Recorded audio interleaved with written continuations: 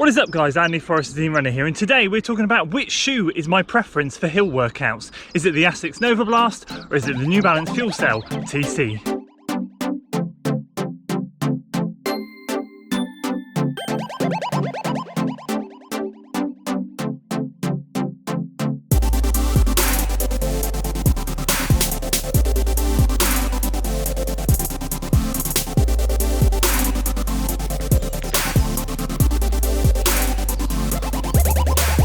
So welcome back to another video, and today 3 miles warm up done and dusted, about to kickstart 12 by 1 minutes on with a nice jog back down. Very similar to last week's workout that we did in the Fuelcell TC, and the purpose of today's video is simply this. You guys tend to ask me questions on comparison videos or on shoe review videos, which shoes I prefer either in general or for a specific purpose. What do I prefer for a long run, workouts, that sort of thing. And I just thought to myself, whilst we're doing hill workouts, I said last week in the video I'm going to be rotating shoes during these the base phase of the hill workouts that I'm doing, so why not do a video about it? The Fuelcell TC and the Asics NOVABLAST are the two shoes that seem the logical choice in my rotation at the moment. I'm not even going to count the Saucony Kinvara 11.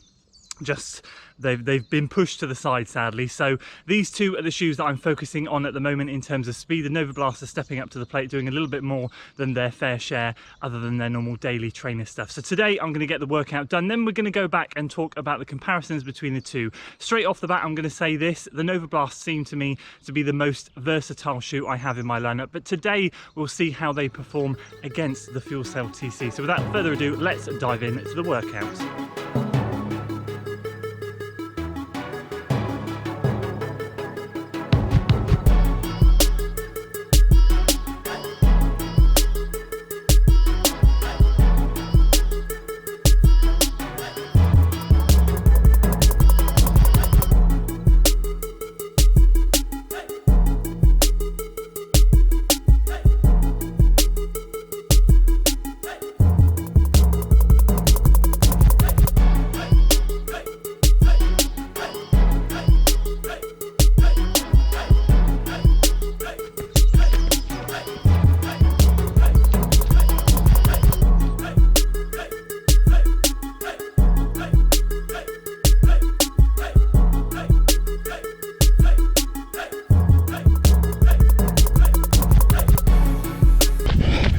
There we go, just about to start rep number 12.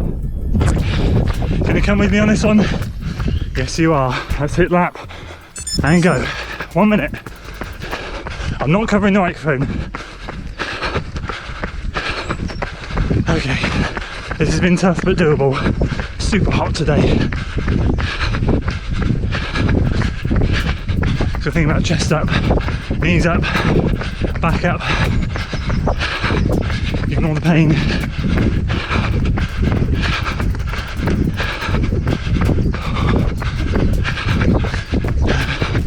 Shiver me timbers. It's much harder holding a camera.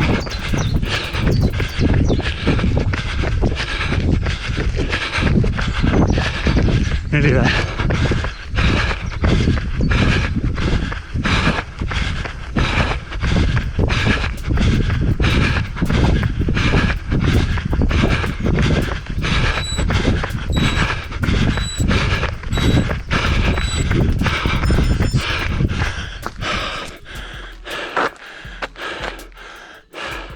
Done. So there we go, 12 by 1 minutes on, jog back down, recovery done and dusted in the Asics NOVABLAST. Right, let's go back and talk comparisons between the two shoes.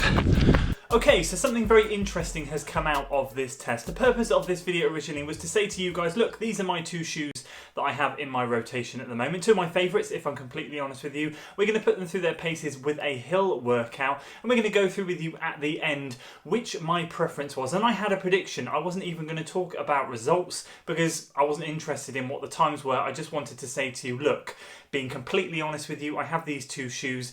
I think that the TC is going to be better on the hills due to the carbon plate. I think I'm going to get up there a little bit quicker, but I think I'm actually going to prefer the NOVABLAST because, as you know, I love this thing for everything. However, I am going to draw on the results because there was a massive curveball in the results, which I'm going to share with you now, and yeah, completely changed my opinion of everything. Okay, so we'll pop the results on screen now for the Fuelcell TC. So if you guys watched the speed and long run test video that I did for this shoe, you will know that I did 10 by 1 minutes on and then a jog recovery back down on a hill. So that was our first week of hill training within our base building phase. Week 3 in base building, week 1 of hill training.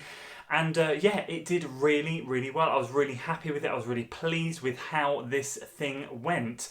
The carbon plate felt really good up the hill. I felt like I was being propelled up there quite nicely. And overall, I came away very, very satisfied with the paces, with how we did on the hill. Now, let's just be completely honest with you. The two workouts that I'm sharing with you were done on different hills. The one that we did in the TC started off slightly shallower, so I could get a little bit more momentum up, and then it really kicked up at the end. So it wasn't kind of a straight gradient, it was kind of a bit more of a curve, whereas the one that we did in the NOVABLAST was pretty much a straight gradient all the way up, so paces didn't vary from the start of the rep to the end of the rep, but they did in this thing.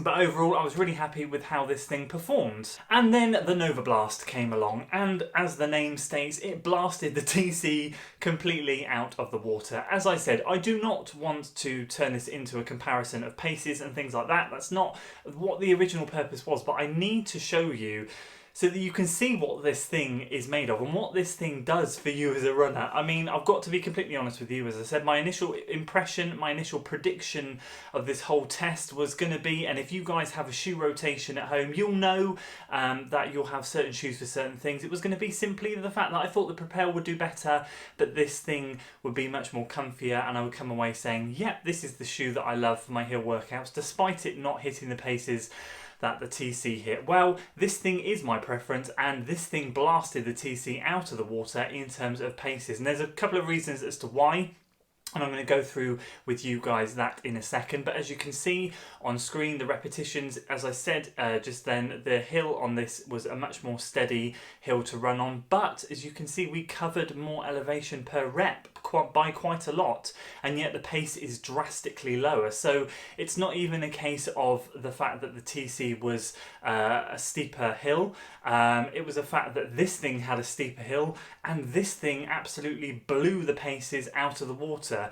I'm not quite 100% sure how that happened, but I've got to be honest with you, when I was recording it and running those reps, I was kind of feeling like, is it me, or am I running this a heck of a lot quicker? I haven't got that much fitness in 1 week. This thing is doing absolutely incredible. So inadvertently, this video is going to have a very positive ending, and something that I'm really happy to be able to share with you. A message that I did not think that I would be able to convey during this video. I didn't even think I would need to convey it, but it's a really heartwarming thing for me to say, because I did prefer the NOVABLAST anyway over the Fuelcell TC, but I'm absolutely over the moon that this thing performed in the way it did. And that's not knocking the Fuelcell TC. I'm not knocking it at all. This, on the day, was a good 8 and 8.5 out of 10 on the run, and it felt great, and I would use it for hill reps again. It is a really, really good shoe. But the NOVABLAST just came out top trumps. And the message that I want to convey, despite the fact that, once again, on a lot of these tests you see on other running YouTube channels, I don't have a power meter, I don't have heart rate, so I don't know if my heart rate was higher in this thing than that thing. I don't know if the power I was using was higher in this thing than that thing. I just go on good old-fashioned feel, because that's what I believe in training. The message that I want to convey is this: you don't need to spend all the money on fancy shoes to get you places. Carbon plated shoes have a purpose, okay? For me, they have a purpose to help me on race day feel better, go quicker, and give me that extra energy return that I need, and to help my legs keep going and feeling fresh. They're maybe not what we need for training. Sometimes you just need a good old-fashioned upper, midsole, outsole, something nice and simple. Bearing in mind, apparently, someone commented you can get this thing for under £100 now on sportsdirect.com, but naturally around 110, 120 pounds.